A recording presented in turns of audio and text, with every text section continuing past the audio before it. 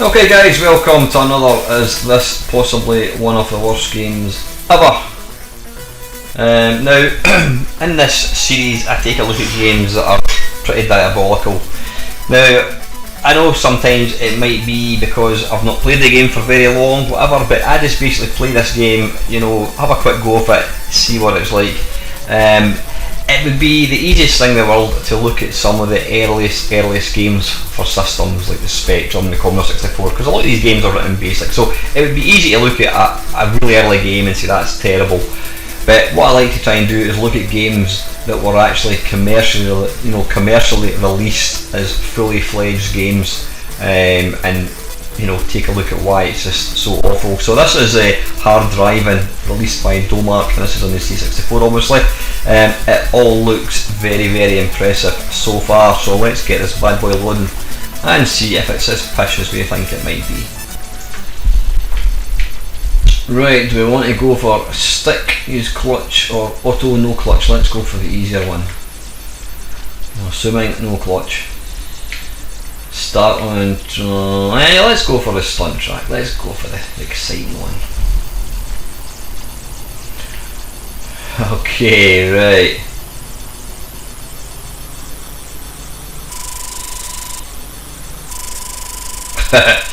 Right, first off, it looks like a Spectrum.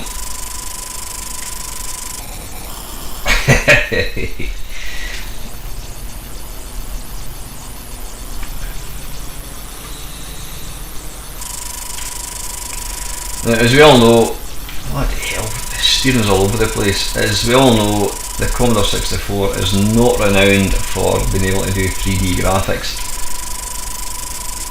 I can't even go in a straight line here.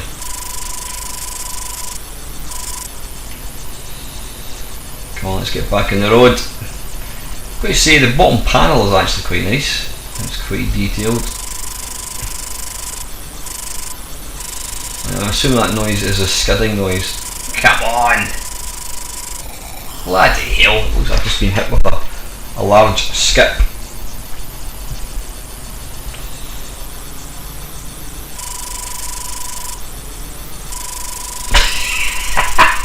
It's just impossible trying to keep going in a straight line. The problem is, if you go straight at the beginning, you've got a car that comes straight. Right, come on, let's see if we can get around this corner. Now, like I said, this could be because I'm absolutely pish at the game. So I intend to play it for a wee bit longer to see if I can actually get somewhere. Right, come on. Right, straighten up. Now, the arcade version of this was analog, but obviously we don't have such luxuries. What the hell is that? Is that the finishing line? Oh, here's a big bridge.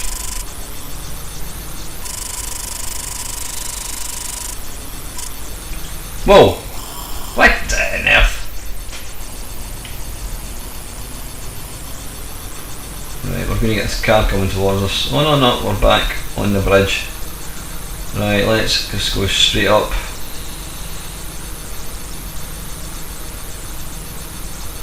Yeehaw!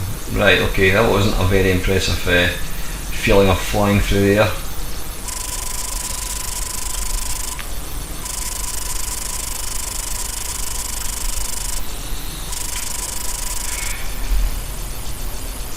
Now, there were always games that, you played in an arcade and then later on you would read that some software company was going to release something and you used to think to yourself, how on earth is that going to be possible?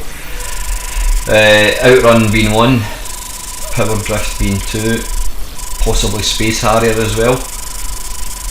Right, oh, come on, where are we going? Are we going this side? Is it this side?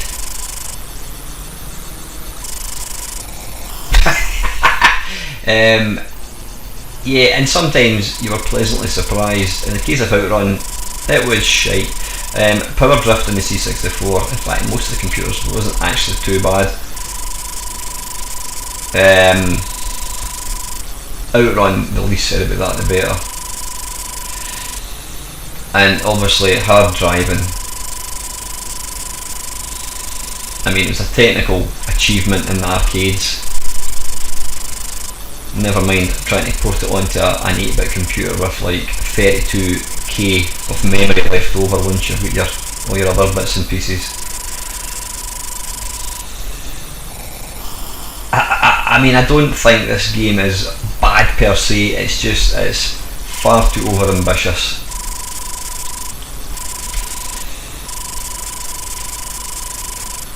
I've never seen a Commodore 64 game with so little colour.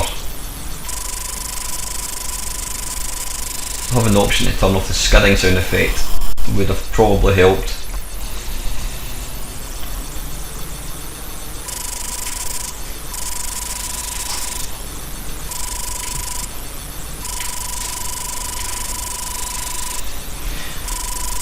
I'll be honest, it's not as bad. It's far from being a good game. It's not as bad as I was expecting. As I was going through my list of games thinking what looks awful, I thought hard driving, that looks pretty bad. Yeah, it's pretty woeful, but it's down to the fact that you're never going to get a game like Hard Driving running on a Commodore 64. You know, some could argue that this is indeed Hard Driving running on a Commodore 64, but it's just far too much. It's not capable of running a game like this. Game over. How come my game... Did I run out of time? Right, tell you, let's go for the speed track, see if that's any easier.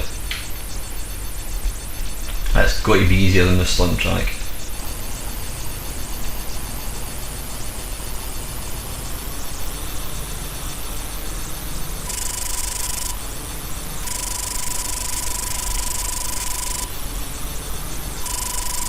I mean, there's absolutely no impression of speed at all.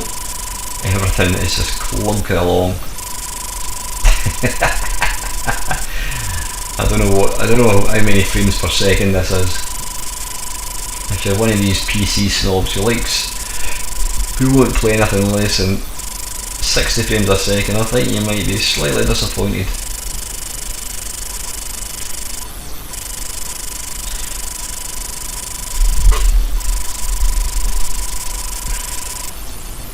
You know what I'm going to do? I'm going to see if I can increase the speed of this just for laughs to see if it makes it any more playable. So back in a tick.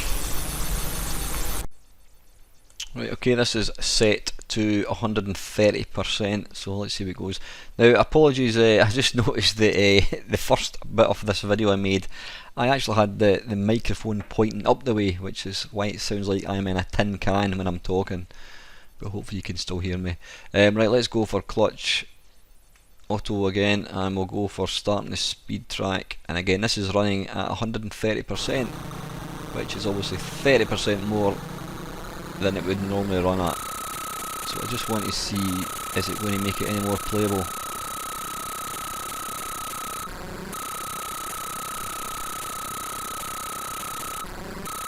And it's still hideously difficult to actually control.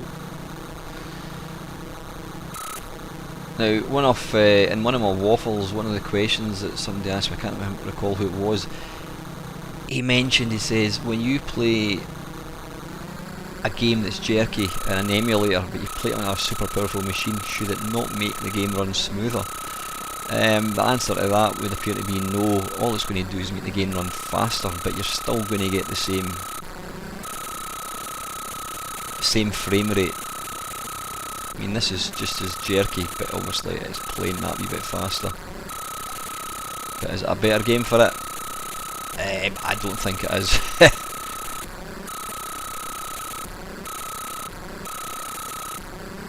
The biggest problem with this is just getting it to stay in a straight line. Every time you touch the stick to turn, it just overcompensates.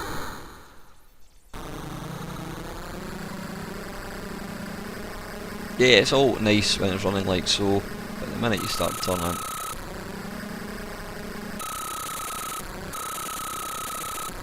that's you get into a rut of just constantly left and right trying to get yourself back on the road. But is this possibly one of the worst games ever? I wouldn't say it is. It was a very, very ambitious, probably overly ambitious game to take on, in my opinion. you know, it was a very intensive game in the arcades. It required a lot of horsepower, you know, and to even attempt to put it onto an 8-bit or a 16-bit was bad enough, but to try and stick it on an 8-bit machine, especially like the Commodore 64, which had no history of being able to do 3D graphics at all, it was always going to be an uphill struggle. But anyway, listen guys, that is it. If there's a particular game that you'd like to see given Is This the Worst Game Ever treatment, please stick your comments below. And finally guys, thank you very much for watching.